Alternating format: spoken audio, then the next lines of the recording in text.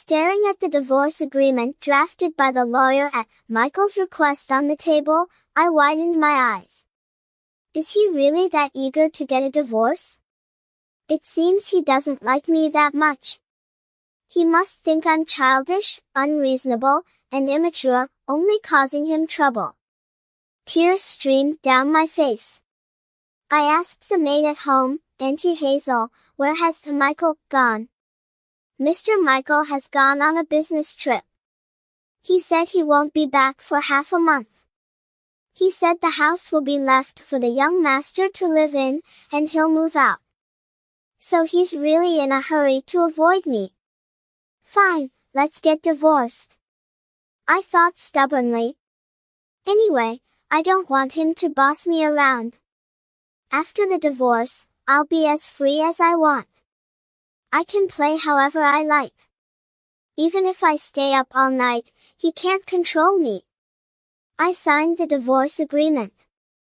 Let whoever wants to live in this house live in it. Anyway, I won't. I casually packed some luggage in the master bedroom and called my childhood friend, Daniel, to go out and play racing cars. After driving a few laps, I felt much better. Dude, it's so exhilarating. After getting out of the car, I tilted my head back and took a sip of water. Daniel patted me on the shoulder. Your are still so amazing. By the way, doesn't your partner care about you anymore? We're divorced. I calmly dropped a bombshell. Divorced? Why?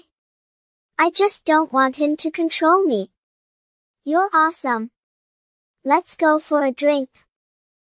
In the bar, the sound of the stereo was deafening. As I drank glass after glass, I always subconsciously glanced at the watch on my hand. It was 9 o'clock at night. There was still an hour left until the curfew time. Wait, something was wrong. I was already divorced. No one was in charge of me anymore. This feeling was so fresh. My phone had been quiet all night. There were no messages telling me to drink less and no calls urging me to go home. It was so refreshing. I drank a whole glass in one gulp and hummed a song cheerfully. Hey, your husband is having dinner with Henry, another childhood friend, Luca said, looking at his phone. Daniel added, watch your words. He's your ex-husband now. I paused and leaned over to take a look. Henry posted a picture on his WeChat Moments, in which there was a profile of Michael. The caption read, long time no see. Henry was also from our circle, but he had always looked down on us playboys since childhood. We also looked down on him. He was not only an illegitimate child but also pretended to be high-minded.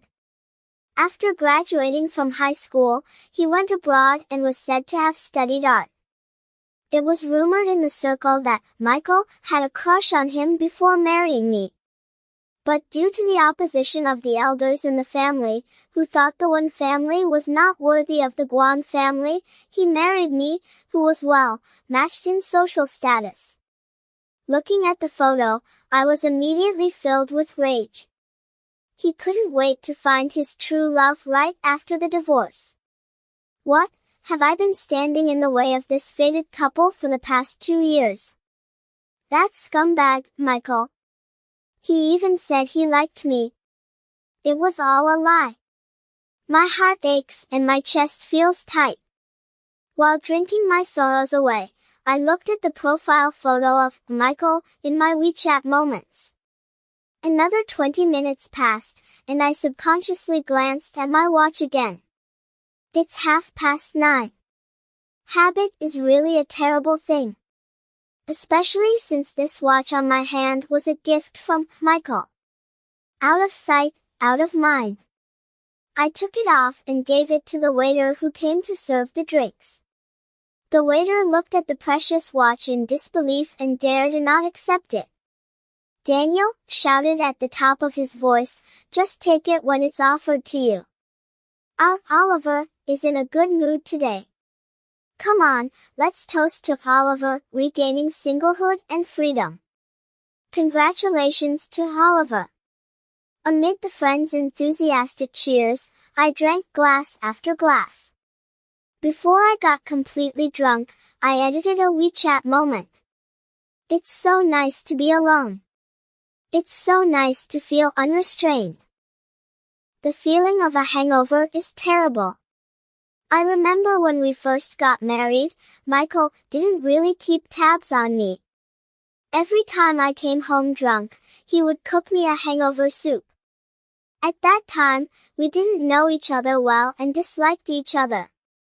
In his eyes, I was a good, for-nothing playboy. In my heart, he was just a dull and boring old man. We got married under the pressure from our families. Feelings developed during our daily coexistence. At the beginning, we slept in separate rooms. One midnight, it suddenly started to pour outside, and thunder came as expected. I was kidnapped when I was a child and was forced to stay in a container for 3 days and 3 nights. During those 3 days, there was a violent storm outside with lightning and thunder. Since then, I've been very afraid of the dark and thunder. Helplessly, I hugged my pillow and knocked on Michael's door. He was woken up by me but showed no annoyance at all and let me sleep with him. When another thunder roared outside and I trembled all over in fear. Michael held my hand tightly and said softly, "Don't be afraid. I'm here." My nervous heart miraculously calmed down. I moved a little closer to him and pressed my body tightly against his. When I woke up the next day, I was lying in Michael's arms with my arms tightly around his waist. The morning reaction when our bodies touched made me blush and my heart race. I looked at Michael's handsome sleeping profile, and my heart suddenly started to beat faster. I thought to myself, it turns out you're not that annoying after all. Before going to bed the next night, Michael poured me a glass of hot milk. The weather forecast says there will be another heavy rain tonight. Oh? Then what should I do? I was a bit panicked. Sometimes I'm quite annoyed by this weakness of mine. Usually, I'm not afraid of anything, but I'm actually scared of thunder. But I can't overcome it. Just like yesterday, I'll sleep with you. I happily agreed. This heavy rain lasted for a week. I slept with Michael for a week. Strangely enough, when I went back to my own room to sleep, I just couldn't fall asleep. I didn't believe in it. Once again, I took my pillow and knocked on Michael's door. Unexpectedly, as soon as I lay beside Michael, I fell into a deep sleep within a few minutes. I was very annoyed. Who would have thought that when we were having breakfast the next day, Michael said, "Let's sleep together from now on." Huh? I paused in the act of drinking milk. Michael very naturally reached out and took a tissue to wipe the milk stain off the corner of my mouth. Anyway, we're husband and wife. Isn't it only natural for us to sleep together? It made sense. Being coy isn't my style. Anyway, he has someone he likes, yet he's still willing to sleep with me. I don't have a crush on anyone. So, if sleeping together can ensure a good sleep, why not? It's not me who's at a loss. Why not do it then? The relationship between me and Michael has undergone a subtle change. When I cause trouble outside, he'll help me solve it. When I'm bullied, he'll stand up for me.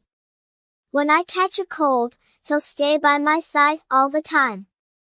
I'm becoming more and more dependent on him. When he's being made things difficult by the company directors, I'll teach those old men a lesson for him. When he has trouble sleeping, I'll chat with him. Once I got drunk, and he came to pick me up at the entrance of the club. That was the first time he showed his displeasure. He thought I'd played too late. Instead of getting angry, I was quite happy. Him caring about me means he's starting to care about me. When we got home, I clung to him and then, emboldened by the alcohol, kissed him. That was my first kiss. I kissed him clumsily and recklessly. Later, he took the initiative. He picked me up and walked towards the bedroom while kissing me. That night, we were entangled with each other, feeling ecstatic. He was restrained and gentle, kissing me again and again. After that night, we started to be like a real couple. When he was on a business trip for a week, I missed him like crazy. In the middle of the night, I drove alone to the city where he was. When he saw me, he first scolded me for being reckless. I pretended to be pitiful and said that my hands were sore after driving for 3 hours. He massaged my hands and then held me in his arms and kissed me tenderly. Most of the time, he calls me Oliver, and sometimes he calls me baby. That's just the way I am. When we first confessed our feelings for each other, I was more restrained and willing to be under his control. As time passed, I felt like I had no freedom. I'm already 22 years old. Why should I be supervised in everything I do? Does he treat me like a child? I felt so embarrassed in front of my friends. I started to throw tantrums. I knew he doted on me and wouldn't be angry with me. I began to act recklessly. There was also a very important reason. I accidentally saw the painting and love letter that Henry gave him in his study. His friends didn't really like me either. They all thought that Michael wouldn't like someone like me. He treats him like a child. Spoiling him is just for show. After all, their family's company needs the Duan family's help. I often heard things like this. I didn't dare to ask Michael for confirmation. After all, when I thought about it carefully, there really wasn't anything about me that he would like. I became more and more unreasonable, trying to attract more of his attention. I didn't want to divorce him. But he seemed eager to do so. The day after I mentioned divorce, he had already signed the divorce agreement. After the divorce, I lived a free life. At first, I really enjoyed the taste of freedom. But after a few days, I always felt that something was off. When I went to the bar, I would still subconsciously take out my phone to check the time. When I went skiing, I wouldn't do dangerous sports. After a hangover, there was no one to show concern. The days when no one was in charge didn't seem that great either. I became listless. At first, I thought it was just a matter of habit. I had lived with Michael for 2 years, and it was always hard to get used to the sudden separation. But I suffered from insomnia. As soon as I closed my eyes, I could see Michael's face. What is he doing now? Is he still on a business trip? Is he with Henry? Countless questions haunted me. I forced myself not to think about him, but his image would uncontrollably pop up in my mind. All sorts of strange feelings indicated that I wanted to see Michael. Coincidentally, Grandpa's 80th birthday will be held this Friday. The family doesn't know about our divorce yet. I have enough reasons to see Michael. I nervously called him. His voice was neither warm nor cold. Hello? Grandpa turns 80 this Friday. I'll go. We were silent on the phone for half a minute, and neither of us hung up. Just as I was about to say something, Michael spoke. Grandpa isn't in good health. Don't let him know about our divorce for now. Then we'll act like we used to at that time. Okay. Goodbye. Before I could say a word, Michael hung up the phone. I stared blankly at the phone screen for a long time. I thought to myself, does he dislike talking to me so much? On the day of Grandpa's 80th birthday, I saw Michael. It was only when I really saw him that I realized how much I missed him. In front of our relatives, we still had to act like a loving couple. He held my hand and greeted the guests at the door with Grandpa. Grandpa looked at our joined hands and said with a beaming smile, "Michael, thanks to you for keeping an eye on Oliver. He's become much more steady now." I thought to myself that this was bad. Why did Grandpa have to bring up such an awkward topic? I casually glanced at Michael's expression and found that he seemed normal. Grandpa, Oliver, has always been well behaved. Just as we were chatting, an unexpected guest suddenly appeared at the door, Henry. "Grandpa Andrew, may your happiness be as boundless as the eastern sea and your life as long as the southern mountains." Has he returned to the country? I instinctively looked at Michael and found that he was also looking at Henry. Grandpa was chatting with Henry. "Yes, I'm back in the country. I've opened an art studio in the country." "Grandpa Andrew, you're joking." Thanks to Michael's care, otherwise things wouldn't have gone so smoothly. Henry glanced at me intentionally or unintentionally. An inexplicable anger welled up inside me. "Michael, and I haven't even gone to the Civil Affairs Bureau yet, and they can't wait to rekindle their old romance?" I suddenly let go of Michael's hand that I was holding. Michael looked at me in surprise. I gave him a casual glance without saying a word. Seeing Daniel coming at the door, I quickly walked towards him. I didn't want to listen to their fake politeness at all. When the banquet started, I sat next to Grandpa, and Michael sat on my left. Henry sat on his left.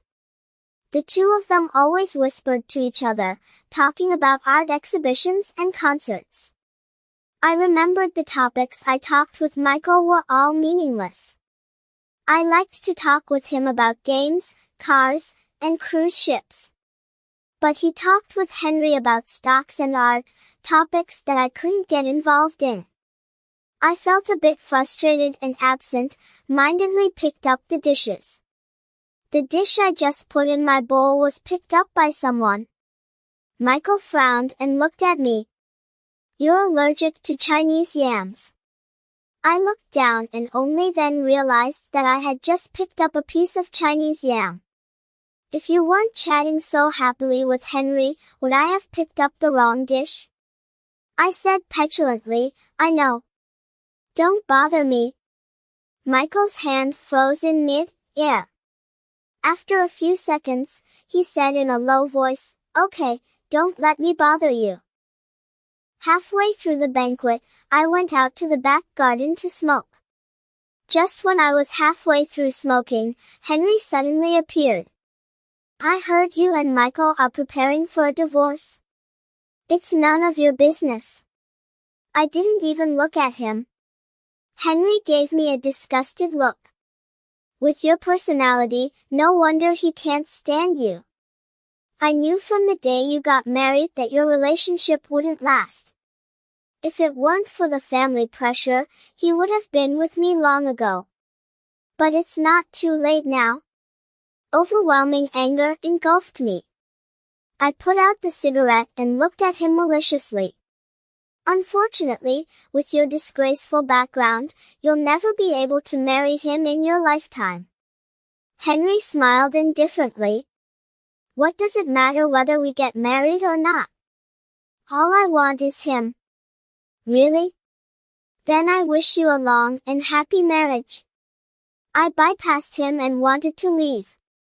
Then I turned around and saw Michael. His face was very pale, and his deep-set eyes stared fixedly at me. "Oliver, were you telling the truth just now?"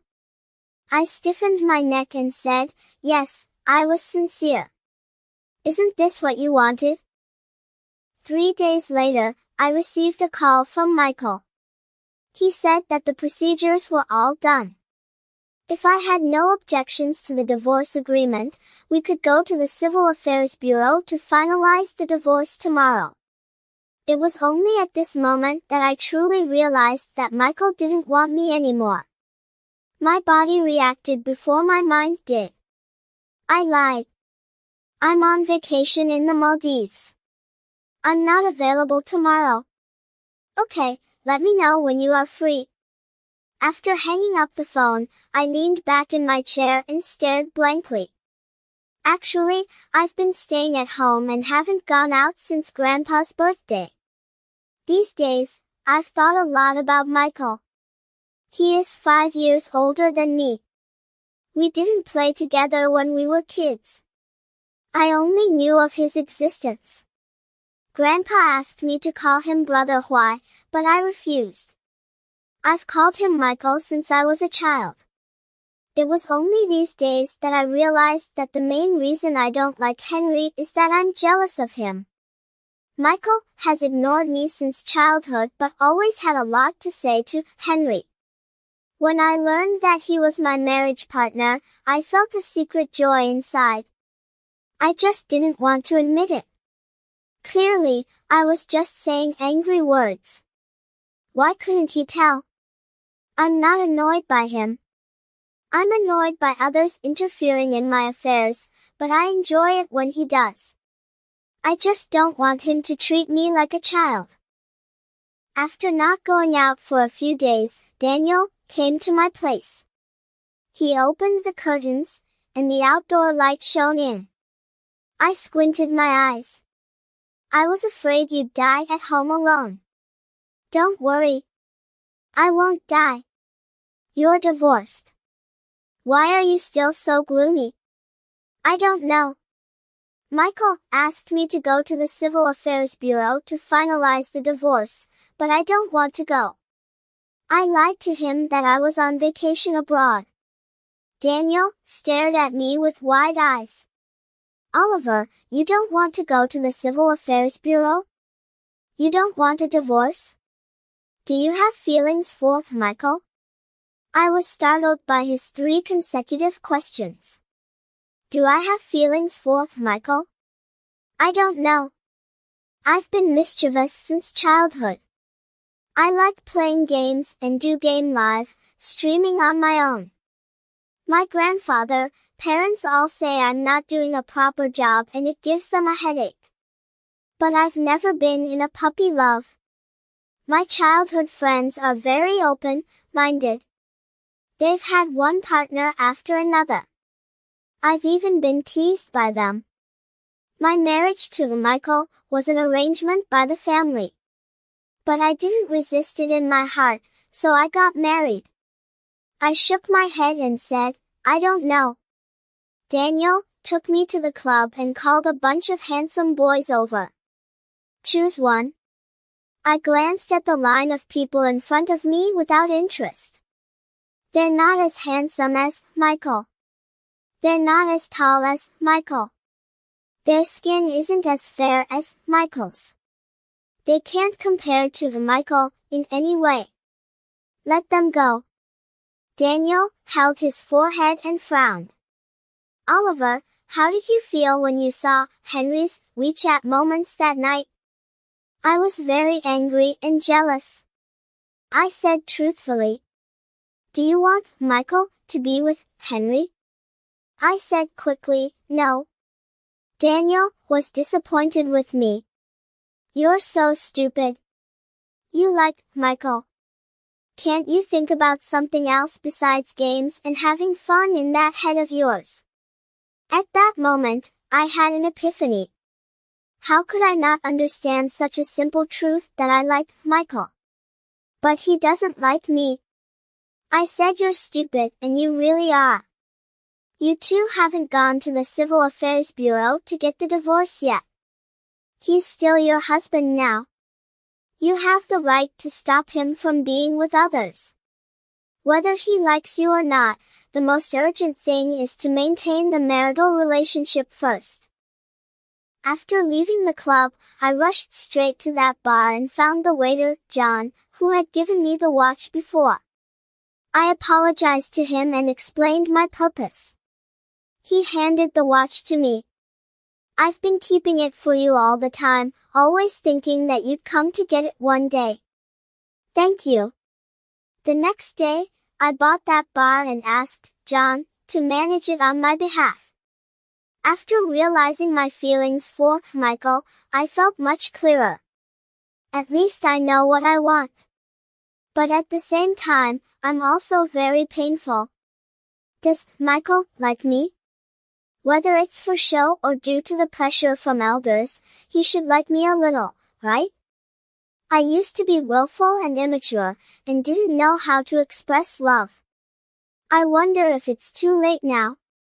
When I received Michael's call again, the phone in my hand was like a hot potato. Hello? His tone was tough. Are you free tomorrow? Let's go to the Civil Affairs Bureau. I'm not free. There was a few seconds of silence on Michael's side. You have time to keep a gigolo and give him a bar, but no time to divorce me? Didn't you find me annoying and didn't want me to interfere? I thought you couldn't wait to get divorced. This was the first time I heard Michael speak to me in such a sarcastic tone. No, I didn't.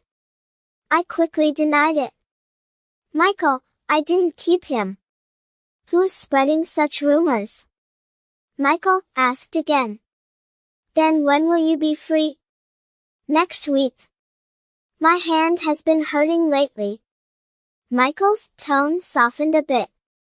Is your old problem acting up again?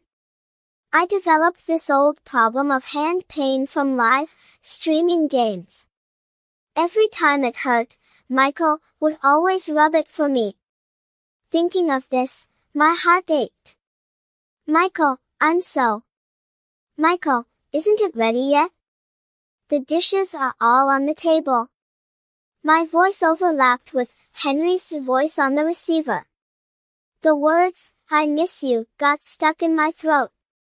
Michael walked a little further away, and the environment became quiet. What did you just say?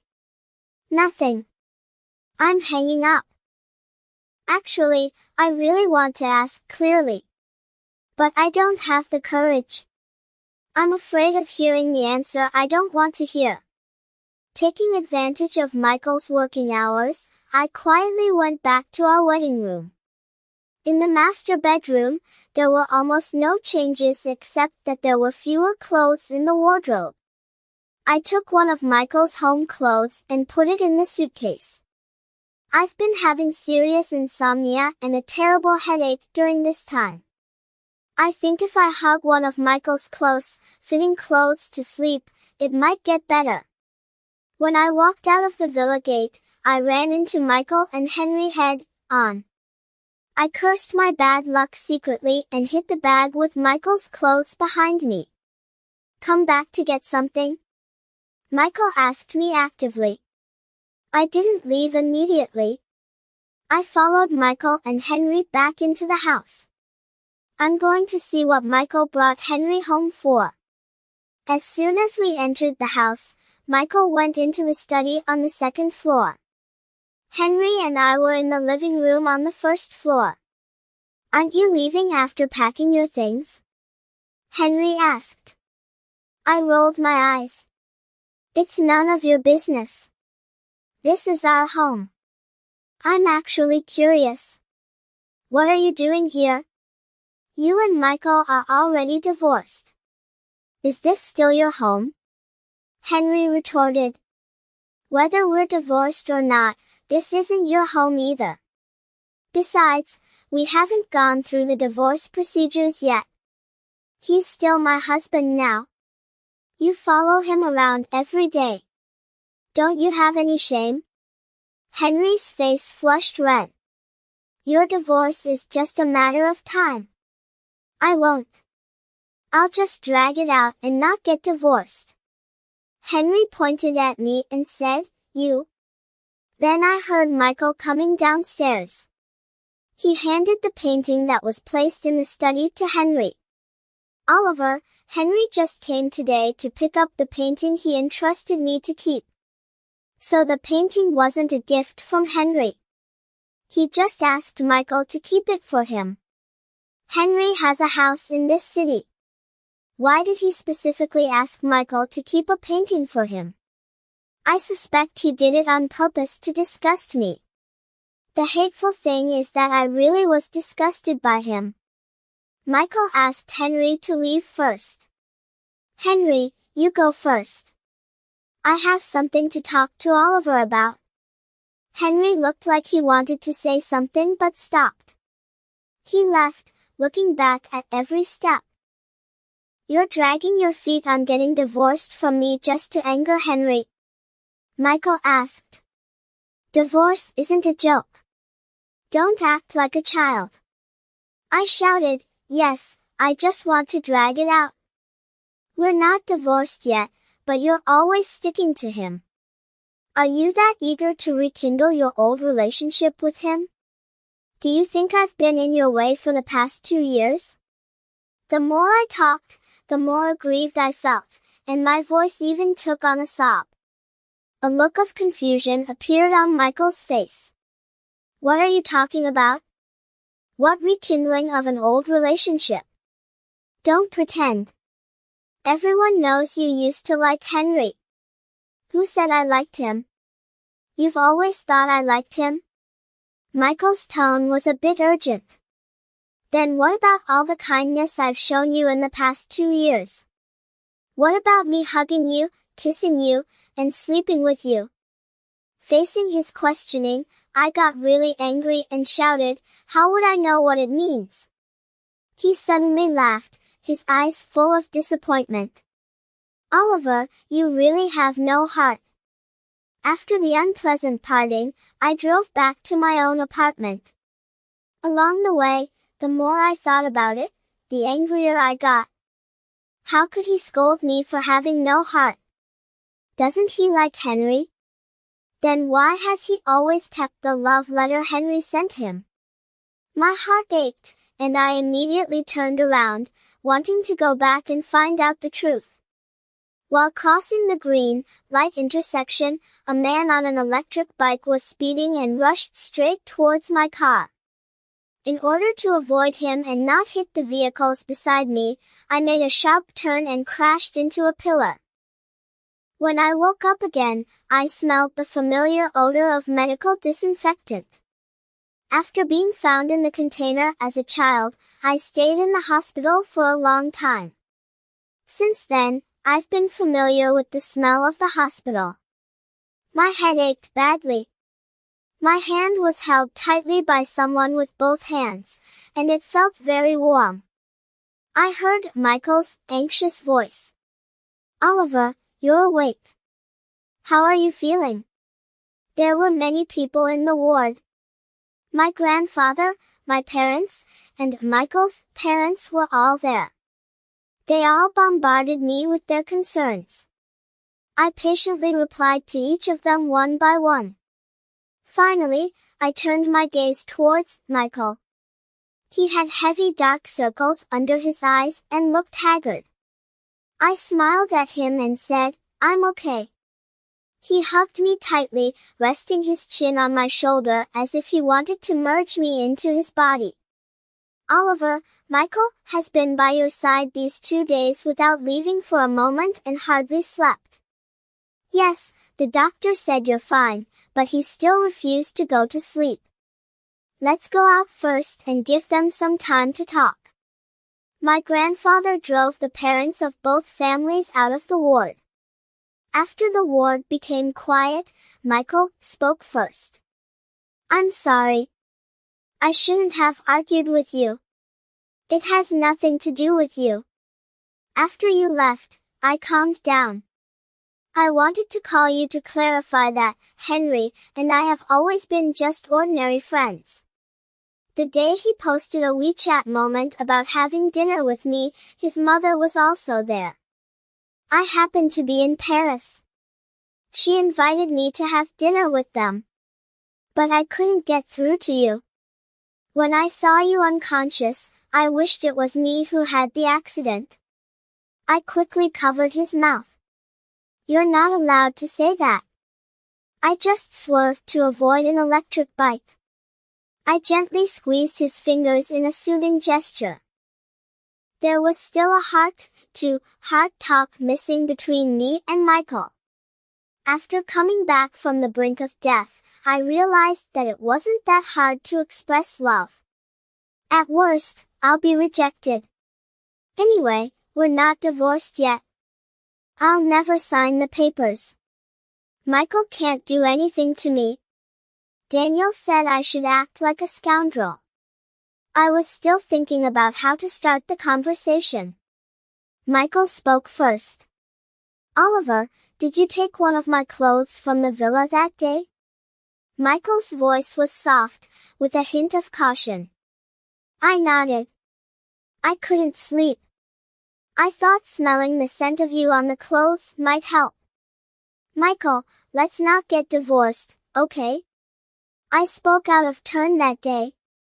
I didn't think you were annoying. Really, I didn't. Michael asked softly, why don't you want a divorce? Is it because you're used to living with me? I'm boring and always nagging at you. Didn't you post on your moments that it felt good not to be nagged at? I retorted, I said that out of anger. I was really angry when I saw Henry's post about you having dinner together that day. Also, I don't want a divorce just because I'm used to it. Michael lifted my chin, looked me straight in the eye, and asked gently, if it's not because of habit, then, because of what? Because I like you. Michael took a deep breath and looked at me with a flickering look in his eyes. I know you think I'm childish. Don't worry. I'll restrain myself. I'll definitely end the live broadcast before 10 o'clock from now on. I'll also come home early when I go out for a drink. I'll tell my family that I'll go to work at the company. Michael, don't rush to reject me, okay? If someone had told me before that I would confess my love to someone in such a humble tone, I would never have believed it even if I were beaten to death. But now I've not only said it, but also feel completely at ease. Michael's eyes were very red, and his look at me was extremely intense. Baby, are you stupid? I was full of question marks. Did he reject me or accept me? However, Michael hasn't called me baby for a long time. I'm really useless. My nose started to ache and my eyes welled up with tears. I won't hold hands, hug, kiss or sleep with someone I don't like. I stood there stiffly, looking at Michael in disbelief. Is the Michael saying that he likes me? Does he really like me? My mind was in a complete mess. I heard Michael say seriously, I like you as you are now, the real you. You don't have to change anything for me. I told you to do less live broadcasting just because I'm worried about your hand injury. I know you don't like managing the company. Just do what you like. And, most importantly, if I don't like someone, no one can force me to marry them. Baby, do you understand? I agreed to the divorce because I could bear the fact that you didn't like me for the time being, but I couldn't stand you being bored with me. Tears welled up in my eyes and I reached up to wipe my face. It turns out that Michael has always liked me. He married me because he liked me. He really hid it well. You mean you married me because you liked me? Michael lowered his head and kissed the tears on my face. Oh, silly baby. I like you. And I was afraid of scaring you, so I could only wait for you to slowly fall in love with me.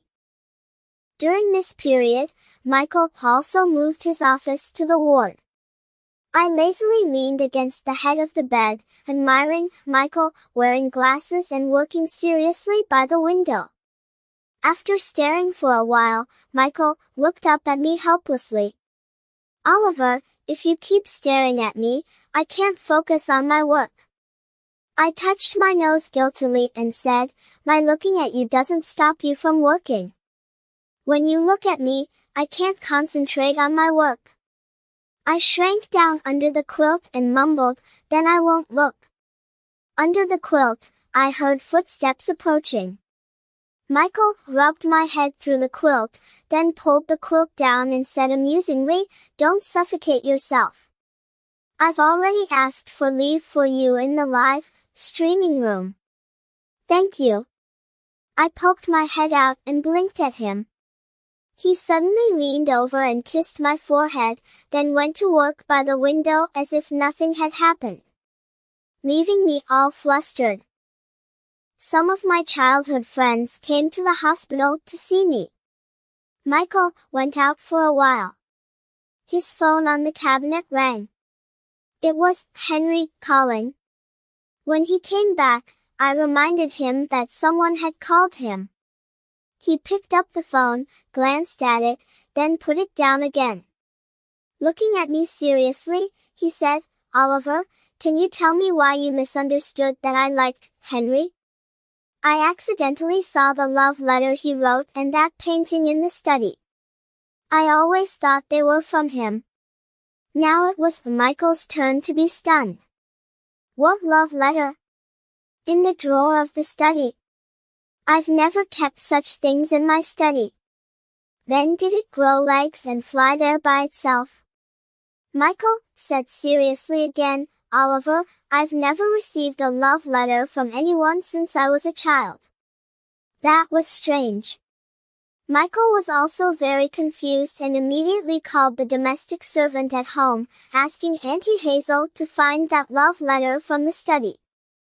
Later, he retrieved the surveillance footage and went to see Henry in person. It turned out that when Henry put the painting there, he deliberately placed the love letter in the drawer. I don't know what they talked about.